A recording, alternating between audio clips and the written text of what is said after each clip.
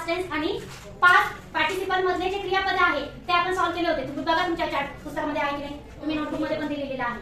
जसं आपण उदाहरण बघितलं होतं, ब्रेक या क्रियापदाचं पास्ट टेन्स मध्ये काय होतं सांगा पटकन. ब्रेकचं काय होतं ब्रोक आणि पास्ट पार्टिसिपल काय होतं ब्रोकन. त्याच्यानंतर आपण डू चं काय कर पास्ट टेन्स मध्ये काय होतं डिड आणि पास्ट पार्टिसिपल काय होतं डन. तर या पद्धतीने आपण हा चार्ट कंप्लीट केलेला आहे. आता हा चार्ट वर आधारित आपला पुढचा ऍक्टिव्हिटी आहे जी पेज नंबर 23 वरच आहे. आपल्याला आपल्या पुस्तकामध्ये सेंटेन्स दिलेले आहेत, 2 सेंटेन्स. बघा, रीड द फॉलोइंग सेंटेन्स. आपल्याला 2 वाक्य वाचायचे सांगितलेले आहे. तर मी ते वाक्य इथे लिहिलेले आहेत. कोण वाचतंय वाक्य आधी? वाक्य I was coming down the school stairs. What? I was coming down the school stairs. I was coming down the school stairs. Teacher has asked us to learn it. Teacher has asked us to learn it up. आता 2 वाक्य तुम्हाला दिलेले आहेत. दोन्हीही वेगवेगळ्या काळातली वाक्य. आपल्याला हे शिकायचंय की हे वाक्य कोणत्या काळातलं आहे. आता कोणत्या काळातलं वाक्य आहे हे ओळखण्यासाठी आपल्याला हा तक्ता आधी शिकावा लागणार. म्हणजे मी शाळेच्या पायऱ्या उतरत होते. Teacher has asked us to learn it up. शिक्षकांनी आम्हाला ते शिकायला सांगितले आहे. असं हे वाक्य. आता बघा, इथे पहिल्या वाक्यात कृती होती आहे नाही होती. आता तुम्ही एकदा सगळ्यात पहिले मला याच्यातलं क्रियापद कोणतं आहे, वर्ब कोणतं आहे सांगा बरं. क्रियापद कोणतं आपल्याला सांग. कमिंग कोणतं आहे? कमिंग हे क्रियापद आहे. आता दुसऱ्या वाक्यातलं क्रियापद कोण सांगतो मला सांग यश. सांग सांग. आज काय आहे? आज हे दुसऱ्या वाक्यातलं क्रियापद आहे. आता याच्यामध्ये मी तुम्हाला मागे ऑक्सिलरीज वर्ब हेल्पिंग वर्ब शिकवलेले होते सहाय्यकारी क्रियापद. तर या वाक्यामधलं सहाय्यकारी क्रियापद कोणतं आहे सांग सगळा. वॉज. Very good. आणि खालच्या वाक्यातलं हॅज कोणतं आहे? हॅज. आता जर आपल्याला ह्या 2 गोष्टी कळाल्या ना तर आपल्याला कोणत्या काळातलं वाक्य हे सहज लक्षात येईल. आता वॉज कमिंग या 2च शब्दावरून आपल्याला हे वाक्य कोणत्या काळातलं आहे हे समजतं. परंतु तत्पूर्वी आपण हा चार्ट आधी शिकून घेणार आहोत. बघा, इथे तुमच्या समोर पेज नंबर 24 वरती एक चार्ट आहे. पेज ओपन करा. त्याच्यामध्ये टेन्सेसचे कोणते टेन्स आहेत, टाइप ऑफ टेन्स कोणते आहेत? प्रेझेंट टेन्स, पास्ट टेन्स आणि फ्युचर टेन्स. प्रेझेंट म्हणजे वर्तमान काळ, भूतकाळ आणि भविष्यकाळ. काळाचे 3 प्रकार, वर्तमान, भूत आणि भविष्य. आता या 3ही काळाचे आणखी प्रकार पडतात. जसं वर्तमान काळाचे पण 4 प्रकार आहेत. आपल्या पुस्तकामध्ये 3च दिलेले, म्हणजे सध्या, पुढे येणार आहे आणखी तो पुढचा काळ. परंतु इथे 3ही काळातले 3 प्रकार दिलेले. आणखी याचा पुढचा काळ कोणता आहे? प्रेझेंट परफेक्ट कंटिन्युअस टेन्स, म्हणजे चालू पूर्ण वर्तमान काळ, चालू पूर्ण भूतकाळ, चालू पूर्ण भविष्यकाळ असा एक पुढे काळ आहे. परंतु आपल्या 8वी पर्यंत आपल्याला फक्त इथपर्यंत दिलेले. आता सगळ्यात पहिले सिंपल म्हणजे साधा वर्तमान काळ. हे तुम्हाला शिकवलेले आहे. आपण याचे वाक्य पण आपण नेहमी घेतो. I go to school, I am a boy. हे सगळे वाक्य कसं ते सिंपल मधले. त्याच्यानंतर कंटिन्युअस म्हणजे अपूर्ण, हे अपूर्ण काळातलं. आणि हे म्हणजे पूर्ण वर्तमान. पूर्ण वर्तमान काळ, पूर्ण भूतकाळ, पूर्ण भविष्यकाळ. ज्या वेळेला आपल्याला या काळाचे स्ट्रक्चर माहिती होतील त्यावेळेला आपल्याला त्याचे वाक्य पण ओळखता येतील. आणि त्या वाक्यात एखादं वाक्य जर आपल्या समोर आलं तर ते वाक्य कोणत्या काळातलं हे देखील आपल्याला लगेच समजेल. तर आता सगळ्यात पहिले आपण हे चार्ट तयार करूया. चार्ट आता बघा, प्रेझेंट टेन्स मधलं साध्या वर्तमान काळात एक क्रियापद दिलेलं आहे. मूळ क्रियापद काय नाव आहे त्याचं? काय ते? गिव्ह. काय आहे? गिव्ह. आता या गिव्हचं संपूर्ण आपल्याला एक क्रियापद दिलेलं आहे गिव्ह. या गिव्ह या क्रियापदापासून खालील वाक्य तयार होणार. गिव्ह म्हणजे काय? देणे. त्याच्यापासून आपल्याला पूर्ण वाक्य तयार करता येतील. कधी? हा चार्ट आपण नीट समजला तर. तुझ्या बालकांनी अगदी पटकन 5 मिनिटाचा हा चार्ट आहे. आता बघा, ज्या वेळेला वर्तमान काळ साधा असेल त्या वेळेला क्रियापद कोणतं येतं? मूळ रूपात येतं. कोणत्या रूपात येतं? म्हणजे मूळ रूप दिसतंय की मला हे तिथे. आता अपूर्ण वर्तमान काळ कसा ओळखायचा? तर अपूर्ण वर्तमान काळात क्रियापदाच्या आधी हेल्पिंग वर्ब असतात. Am, is, are. काय असतं? Am, is, are. आणि क्रियापदाला, मूळ क्रियापदाला आयएनजी लागतं. काय लागतं? आयएनजी. एवढं क्लिअर झालं का?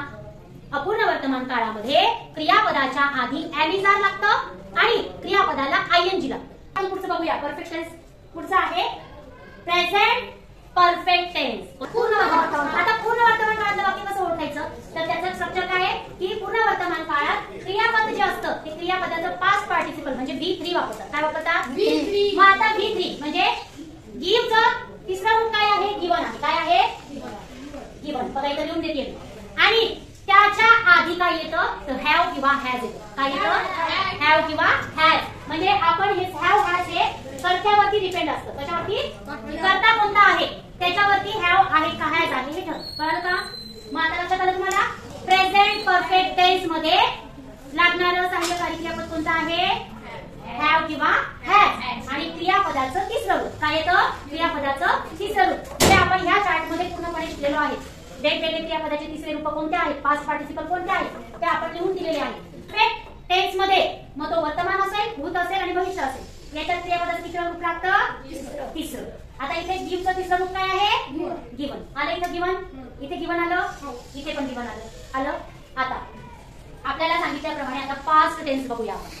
आता पास्ट टेन्स मध्ये साधा भूतकाळ जर असेल तर साध्या भूतकाळात क्रियापदाचं दुसरं रूप येतं. कोणतं येतं? जे चार्ट मध्ये इथे दिलेलं आहे 2 नंबरला दिसलंय.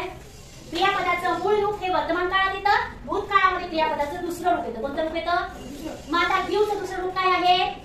गेव. काय आहे? गेव. आता आपल्याला पास्ट कंटिन्युअस टेन्सचं स्ट्रक्चर काय आहे हे बघायचं.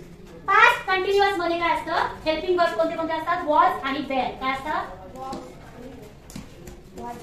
कंटिन्युअस पास्ट टेन्स मध्ये पास्ट कंटिन्युअस टेन्स मधले हेल्पिंग वर्ब कोणते?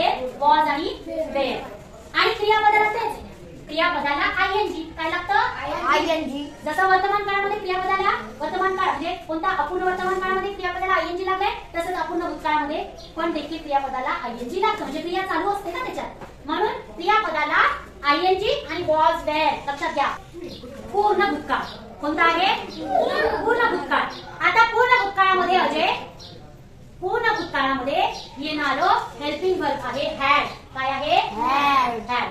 फक्त तुम्हाला लक्षात ह्या गोष्टी ठेवायच्या आहे की आपलं हेल्पिंग वर्ब कोणतं लागतं. कारण की हेल्पिंग वर्ब जर तुम्हाला माहिती असतील तरच ते वाक्य कोणत्या काळात येईल तुमच्या लगेच लक्षात येईल. मग अपूर्ण हे पूर्ण भूतकाळामध्ये बघा पूर्ण भूतकाळ भूतकाळाचा काळ मी ना पूर्ण भूतकाळामध्ये क्रियापदाच्या आधी हॅड हे हेल्पिंग वर्ब लागतं. कोणतं लागतं? इथे बदलत नाही, एकच लागतं. कोणताही करता असला तरी हॅडच लागतं. काय लागतं? हॅड. आणि क्रियापदाचं तिसरं आता शिकवलं.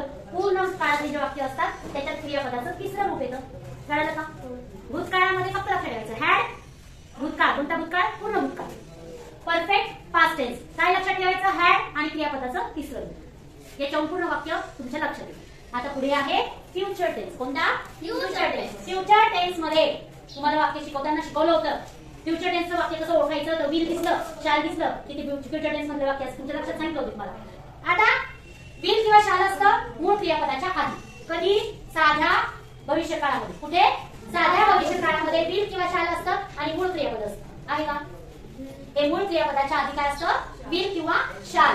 हे कर्त्यावर डिपेंड आहे. आपल्याला माहितीये आय जर करता असेल आय हे जे प्रोनाउन असेल तर आपण शाल वापरतो आणि बाकी सगळ्या ठिकाणी काय वापरतो? विल वापरतो. हो की नाही? हे मी तुम्हाला शिकवलं. आता आपल्याला हे लक्षात घ्यायचंय की भविष्य काळातलं वाक्य आहे हे ओळखण्यासाठी आपल्याला त्याच्यात शाल किंवा विल जर आलेला आहे आणि पुढे मूळ क्रियापद आहे तर त्याच्यात ओळखायचं सिंपल फ्युचर टेन्स. कोणता आहे तो? Simple future tense. त्याचे वाक्य पण मी काही लिहिले म्हणजे तुमच्या लगेच लक्षात येईल. आता आपल्याला बघायचंय पूर्ण भविष्य काळातलं वाक्य काय असतं. अपूर्ण भविष्य काळामध्ये काय लिहितात तर बघा अपूर्ण भूतकाळ भविष्य काळामध्ये विल बी काय लागतं? लक्षात ठेवा. हेल्पिंग वर्ब कोणतं लागतं? Will be. आणि याच पद्धतीने क्रियापदाला काय लागतं? क्रियापदाला आयएनजी लागतं आणि मूळ क्रियापदाच्या आधी विल बी लागतं. काय लागतं? विल बी किंवा शाल बी. आता पूर्ण भविष्य काळ टेन्स मध्ये सहाय्यकारी क्रियापद कोणते? शाल विल आणि त्याला हॅव लागतं. काय लागतं? Shall will have. कोणताही वापरा शाल हॅव किंवा विल हॅव.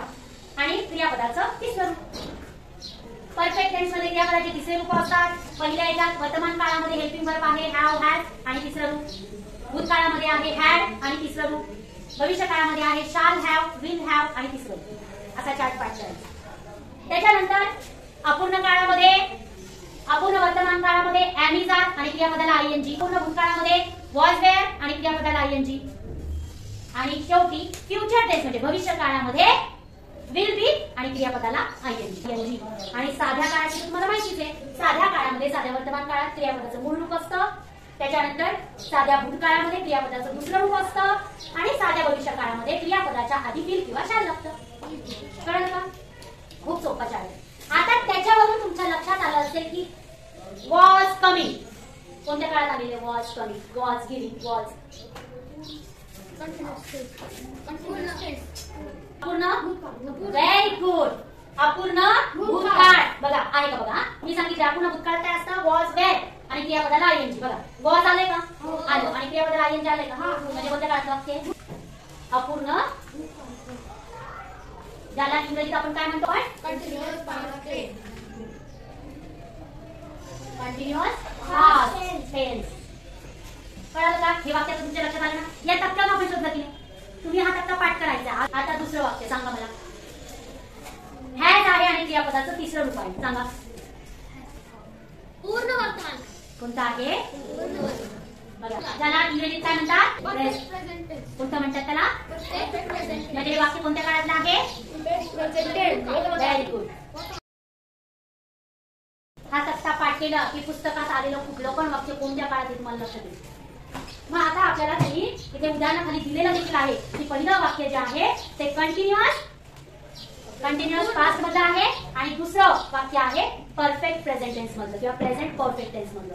इथे आपल्याला त्यांनी दिलं पण आहे आणि त्याच्याबरोबर आपण स्ट्रक्चर देखील शिकलेलो आहोत. आता पुढे त्यांनी आपल्याला काही उदाहरणं दिलेली आहेत. पेज नंबर 24 वरती काही उदाहरणं आहेत. प्रत्येकाने पेज काढायचं. आपल्याला सेकंड जो क्वेश्चन आहे त्या सेकंड क्वेश्चन मध्ये आपल्याला सांगितलंय की काही वाक्य दिलेत आपल्याला, 6 वाक्य. हे 6 वाक्य कोणत्या काळातलं आहे, म्हणजे त्यांनी विचारलंय तुम्हाला हे वाक्य कंटिन्युअस म्हणजे अपूर्ण काळातलं आहे का पूर्ण काळातलं हे सांगा, असं त्यांनी आपल्याला विचारलेलं आहे. तर आता सगळ्यात पहिले तुम्ही वाक्य वाचायचं. पहिले वाक्य कोण वाचतं? बॉस.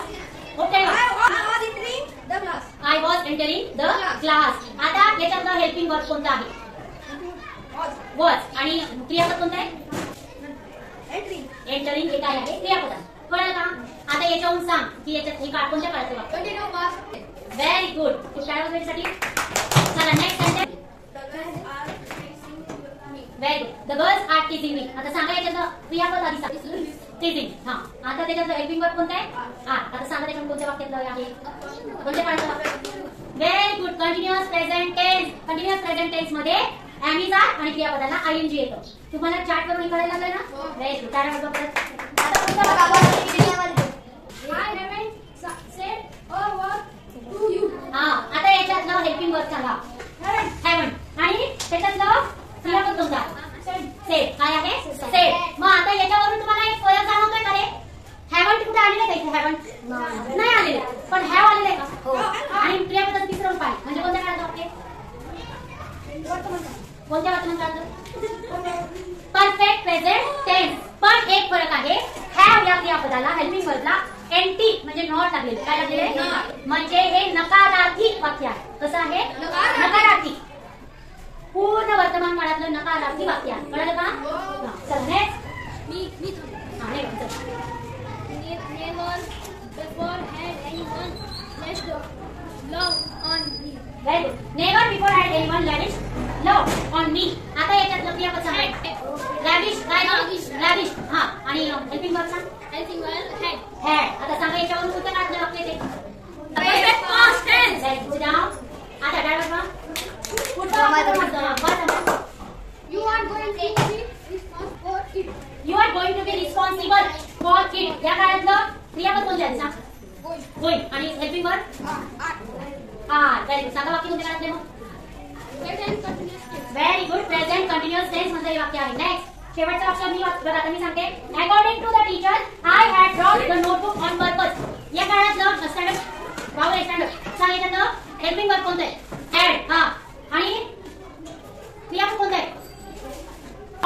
ड्रॉप. हे त्याच्यातलं क्रियापद आहे. आता सांगा क्रियापदाला ईडी लागले म्हणजे कोणत्या काळातलं वाक्य बरोबर? Present perfect. कोणत्या काळातलं आहे? प्रेझेंट परफेक्ट टेन्स मध्ये हे वाक्य आहे. आता इथून पुढे पुस्तकात येणारं कोणतंही वाक्य असलं तुम्हाला ओळखता येईल. सोपं आहे. त्याचा पाठ करा, तुम्हाला सहज वाक्य ओळखता येईल.